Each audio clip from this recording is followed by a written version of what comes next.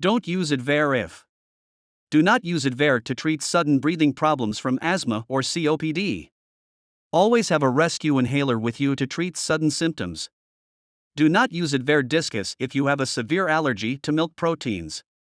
Do not use ADVAIR if you are allergic to any of the ingredients in the products. Ask your healthcare provider if you are not sure.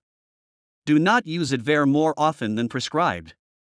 Do not take ADVAIR with other medicines that contain a LABA for any reason. Tell your healthcare provider about all the medicines you take and about all of your health conditions.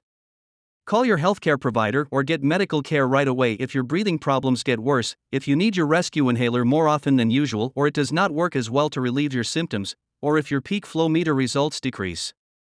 Your healthcare provider will tell you the numbers that are right for you.